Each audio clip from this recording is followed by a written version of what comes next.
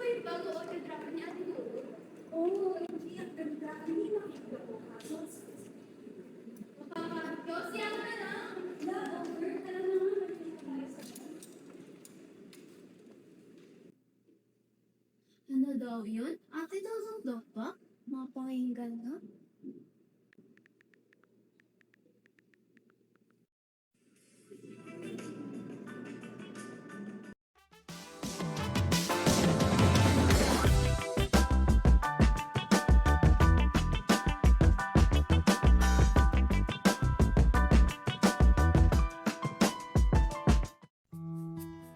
Hi mga ka-listener at sender!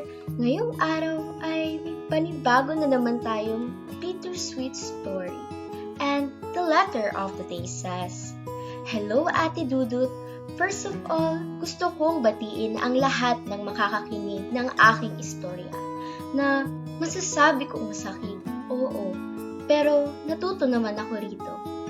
Sigurado akong hindi lamang ako ang nag-iisa sa experience kong ito. Dahil alam ko na marami sa inyo ang makaka-relate rito. Hi, ako nga pala si Josie Mercado. Aminado ako na may pagka-hopeless romantic ako pero ang istorya kong ito ay naglalaman lamang ng aking tunay na pag-ibig sa aking childhood sweetheart. Kung makikinig at nakikinig ka man, sana alam mo na tunay ang pagmamahal na inihandog ko sa iyo. Eleanor Rivera. Itong alay kong arana para sa dalaga walang Ika ni Josie, nagsimula ang lahat noong taong 1878 sa number 6 Calle Santo Tomas, Intramuros, Manila sa Casa Tomasina.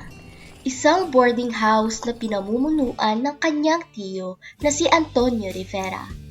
Ito ang nagsilbi niyang pahingahan at tinutuluyan sa tuwing uuwi siya mula sa Universidad ng Santo Tomas kung saan siya nag-aral ng medisina. Ngunit tunay nga ba na tinuring niya itong tahanan kaya siya nakakapagpahinga o dahil narito ang kanyang pahinga? Josie, this is my daughter, Eleanor Rivera. Hi Eleanor, ako nga pala si Josie Mercado. Hello Josie, nice meeting you. Hope you feel at home here. Sa unang pagkakataon, ang kanilang mga kamay ay nagdikit, habang ang mga ngiti ni Josie ay hindi na maipintat abot tenga pa. Everything changed when I laid my eyes on Eleanor Rivera. Seeing her, my heart flattered and nothing else mattered. She was my muse. Josie shrugged it off. Eleanor is her second cousin. Secondly, they're both girls. Plus, Josie's 18 and the other was only 13. How would the society treat them? Josie knew to herself that pursuing her love towards Eleanor would not be for the weak. I was more inspired to study harder and even brought Compañerismo there to board with me. I established Compañerismo de Jehu, isang tagong lipunan o secret society. Layunin nito mapatatag palalo ang pagkakaisa ng mga tumasinong Pinoy at magsilbi bilang proteksyon laban sa anumang uri ng diskriminasyon sa hostile environment ng UST and to also promote civic and patriotic ideals. Well, halata naman siguro na I stayed here at Casa Tomasina for I find it convenient enough, proximity-wise when I go sa UST, as well as secret hub for my secret society. Pero maliban dyan, I stayed here for her, none other than Eleanor. Josie rambled to herself as she recognized her feelings for Eleanor. Days had passed and Josie seemed much more motivated than she already is. She topped all of her classes. She always does. Not to mention, she won a gold medal on her vocational course on the subject of agriculture and topography and was awarded with Perito Agrimensor or expert surveyor. Her allegorical drama named El Consejo de los Dioses or the Council of the Gods won gold medal at the Manila contest. And paramount of all, she graduated with 6 sobresaliente grades and other high marks.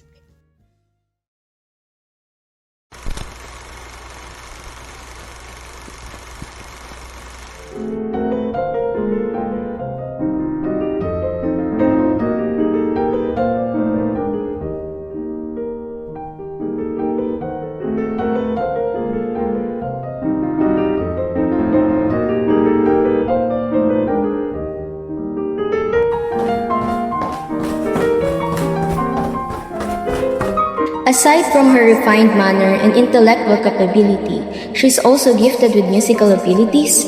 Wow, grabe, she has it all. Hey, andyan ka pala, Josie. Kanina ka pa dyan? Hindi. Kakababa ko lang. Actually, bibili lang sana ako ng merienda.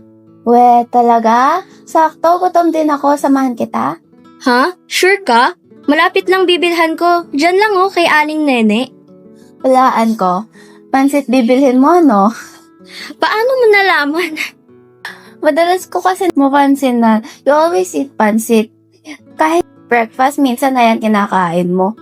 Minsan may tuyo pa o may natamis na hantol. Grabe ka naman, Eleanor. Pinagmamasdan mo ko, ha? Bakit naman hindi? Nagbibiro lang ako Ito naman, sige na tara, bili na tayo. Libre na rin kita. Uy, sure ka? Huwag na, pasok pa naman. Makalipas ang ilang oras ng pag-uusap at pagpapatibay ng kanilang pagsasama, Ay, Josie pala. Huling araw ko na pala rito. Bakit? Saan ka pupunta? Bukas kasi start na ako ng boarding ko sa school sa La Concordia College. Concordia? Diyan nag-aaral si Choleng. Chole? Sino yun? Nakababata ko siyang kapatid, si Soledad. Totoo ba? She's my classmate. What a coincidence naman. nang malaman ito ni Josie, ay magkahalong saya at lungkot ang kanyang nadama. I'll keep in touch with you.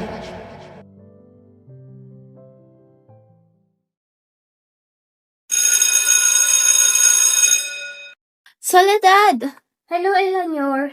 El na lang tawag mo sa akin. Okay, sure, El. Ayan, mas gusto ko yan. May tatanong lang sana ako sa'yo. Yes? Kapatid mo ba si Josie? Yeah, she's my ate. Bakit? Kilala mo? Kaano-ano mo?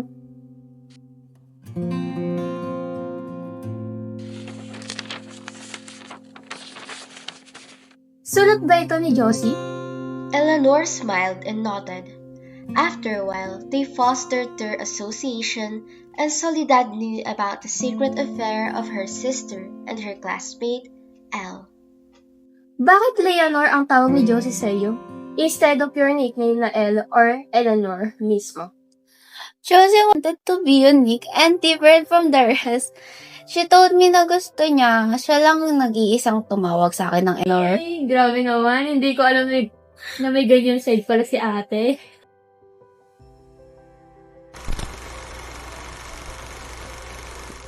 Years passed, and the childhood sweethearts kept in touch with one another through letters.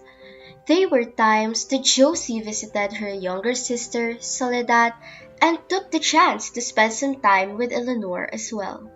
She did not miss an opportunity to further foster their puppy love, until the narrative changed that turned the life of Eleanor upside down. Ano to, Eleanor? Ha? May relasyon ka? Ano ba naman yan? At sa pinsan mo na babae pa? Nasa tamang pag-iisip ka ba? Ma! Ano? Magpaliwanag ka sa akin. Hindi mo ba alam na yung Josie na yan ay isang filibustero? Keeping in touch with her would put you in danger. She's a radical and political activist. Anong magagawa mo kapag nahuli at madamay ka pa? Paano mo may pagtatanggol ang sarili mo? I'm sorry, Ma! Nang malaman ng magulang ni Eleanor ang namamagitan sa dalawa, walang magawa si Eleanor kung hindi ipaliwanag ang kanyang sarili. Hindi naiwasan ni Eleanor ang mga masasakit na salita mula sa kanyang mga magulang. Nang dahil dito, ang kanyang mga magulang ay nagkaroon ng malalim na pag-uusap.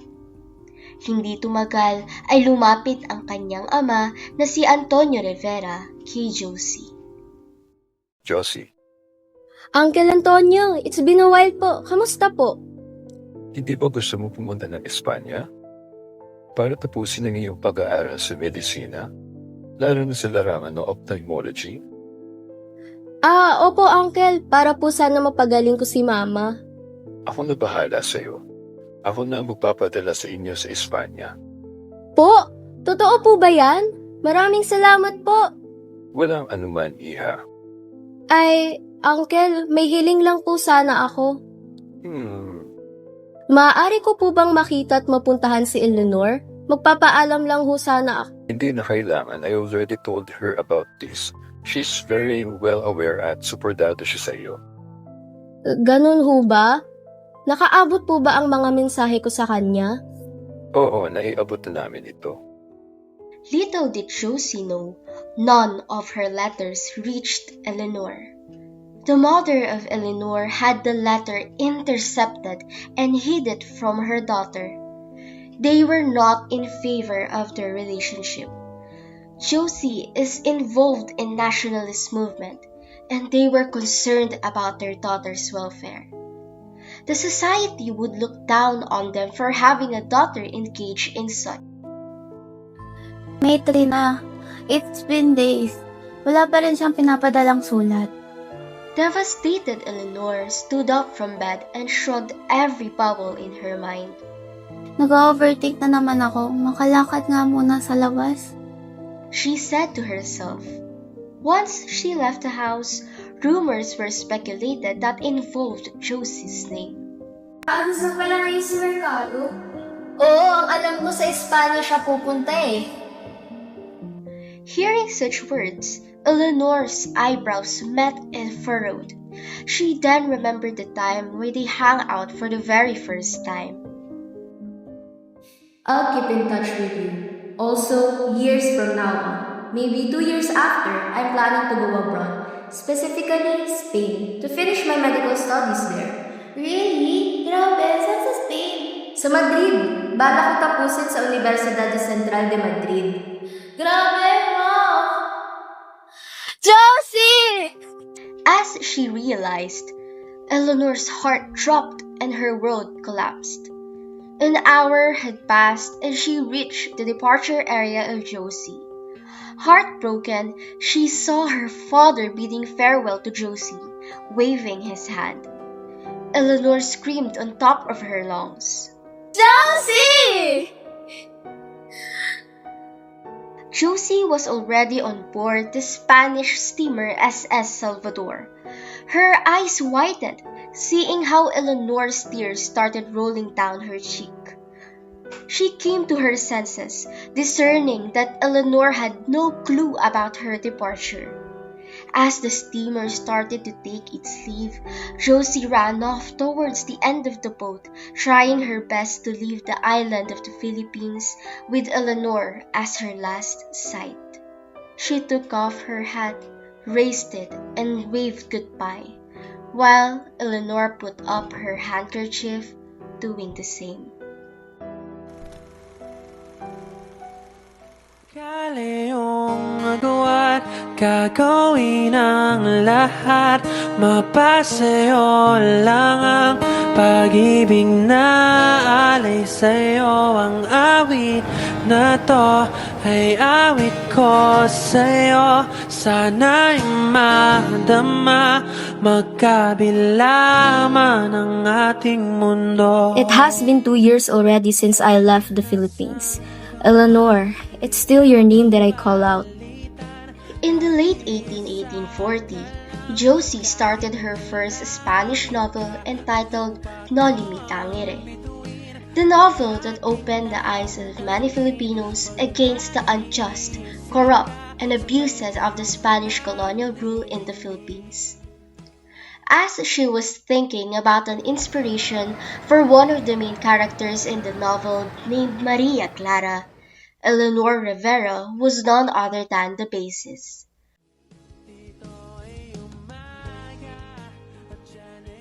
She depicted Maria Clara to symbolize Filipino women, that was often viewed as an image of purity and sacrifice. Rivera's intelligence and reserved nature shaped Maria Clara. Nung mangyari, balang araw ay makakapiling ka. I've been writing you so many letters, my Leonor. Please, kahit isang letter lang. Hindi maalis sa isipan ni Josie na maaaring may minamahal ng iba si Eleanor sa Pilipinas.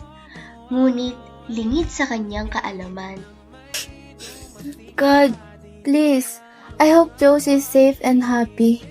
Kahit ang matanggap ko ay pagpapaalam niya, okay lang sa akin. Basta makita ko lang muli ang sulat niya. Dito ay umaga at dyan ay gabi. Ang oras na Madalas maging sakitin si Eleanor nang lumisan si Josie sa kanyang tabi. This was caused by her emotional and separation turmoil that even led Eleanor to experience insomnia. She told herself, Baka nalimutan mo na ako, Josie.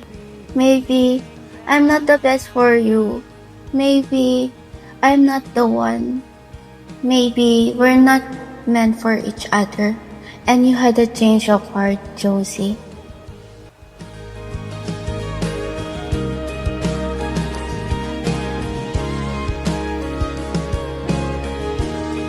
Dito ay umaga at dyan ay gabi.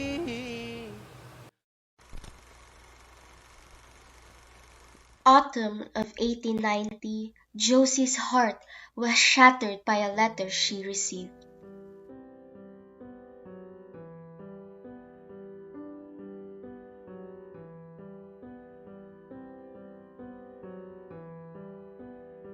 Mahal ko, patawarin mo sana ako, sapagkat ang tinatangi mo ay kakasal na sa iba.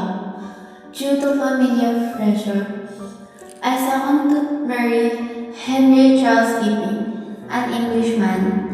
Please forgive me, Mercado. I loved you with all my heart. Carry my letters with you as you may, for it vows my love for you. I think of you every day, Josie. Love, Leonor. Josie was embraced by a sense of defeat. Eleanor Rivera, my Leonor, hindi maaari. Consumed by disappointment, Josie can be referred to as someone so inconsolable that she kept the pain to herself. She took out her quill and paper and wrote, And so it has arrived, the fatal instant.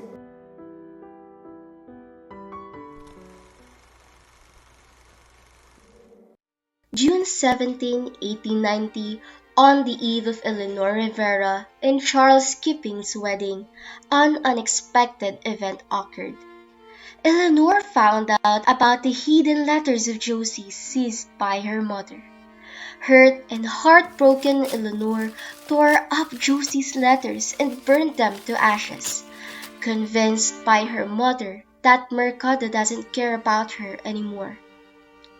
She kept the others' love in a wooden box, with letters J and L engraved on it. One letter caught her attention, and it wrote, "Goodbye, Leonor." She sniffled, opening it.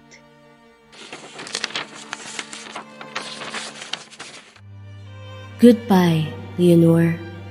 And so it has arrived, the fatal instant, the dismal injunction of my cruel fate.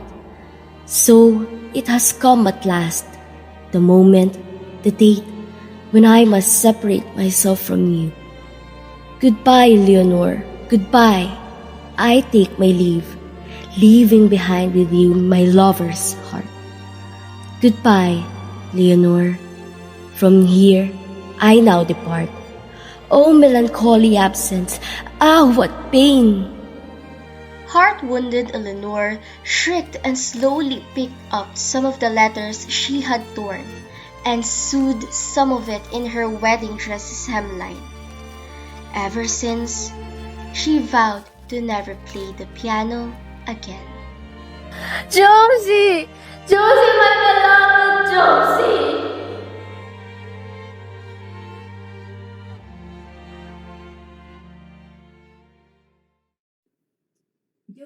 Josie, ano na? Ikaw na mag-share. Sorry, sa pangalan mo pa naman si Josie Mercado. Sorry, lutang ulit. Ano yung tanong? Nalutang ka na naman.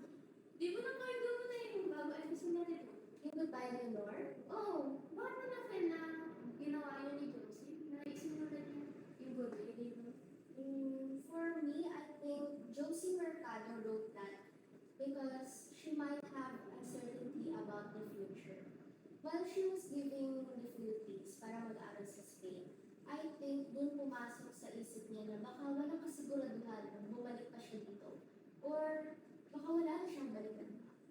Kaya for me, during that time pa, the 19th century, having long-distance relationship is very hard.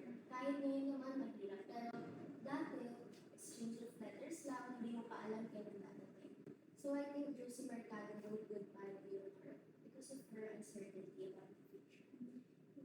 Pero ako, may tanong ako. Ang tanong ko, why do you think or how do you think Goodbye Leonor shaped the Philippines' nationalism as well as our identity? By the way, sinagot natin siya sa freeway pasay. So, I think nakakambag siya sa ating nationalismo sa pamamagitan ng pagbibigay diin na ang pag-ibig sa bayan ay mas mataas kaysa sa personal na kita. Sa sakripisyo ni Mercado, nagubog niya ang pagkakapinanda ng Pilipino bilang makabayan, may malasakit sa kapwa at sa inyong bansa. So, my turn. Let's share our insights about the poem. So, ako muna. I realized na kahit naging hero si Rizal, tao pa rin siya na nasasaktan and was forced to give her love beyond for her dreams and goals for our country. So, I learned that having our own goals may require us to make some sacrifices, pero yung sacrifices na yun, it can make a greater impact in our goals. Sa tingin ko naman, ang Goodbye Leonor ay hindi naging madali. Dahil may kasamang pagdurusa at pagtitiis para sa pag-aaral sa kanya. Na naging dulot ng sakripisyo nila sa pagmamahalan ng dalawang tao. Natutunan ko na kung tunay nating mahal ang ating bansa, dapat handa tayo na isuko ang pansariling kaligayahan para sa mas malaking epekto sa ating bansa. Ganda naman ng mga sagot niyo.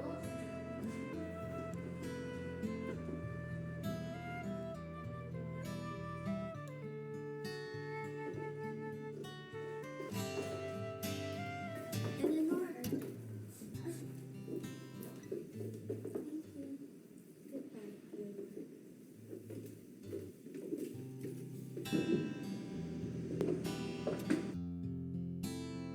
Alay kong arana para sa dalagang walang kasing ganda.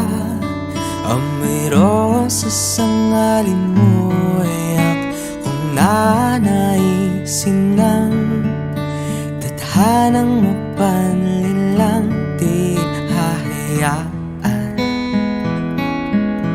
mawala pa tong liham na umaasa. Magdamo ang makabasa, handang gawin lahat, maging pamilya'y liligawan. Ngayon lang nakadama ng wagas na pagkamangha. Hiling ko lang naman na